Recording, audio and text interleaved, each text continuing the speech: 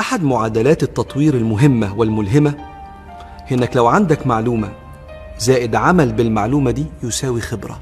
معلومة زائد عمل يساوي خبرة، والخبرة الجديدة اللي انت هتكتسبها دي هتعرفك معلومات جديدة، لو حطيتها في العمل هتكون عندك خبرات متراكمة. وهو ده التطوير اللي ربنا سبحانه وتعالى طلبه من كل واحد مننا، لأن تطويرك لنفسك دي عبادة. فالمؤمن القوي كما قال صلى الله عليه وسلم: المؤمن القوي خير وأحب إلى الله من المؤمن الضعيف.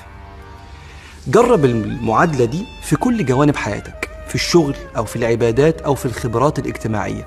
معلومة زائد عمل يساوي خبرة. واحد عرف معلومة إنه لو اشتغل وهو شاب، اشتغل في الصيف، ده شيء مفيد ليه في حياته، فقام بدأ ينزل يشتغل، فحط المعلومة في الفعل، فتكون عنده خبرة صغيرة في سوق العمل. الخبرة دي عرفته إنه محتاج بعض المهارات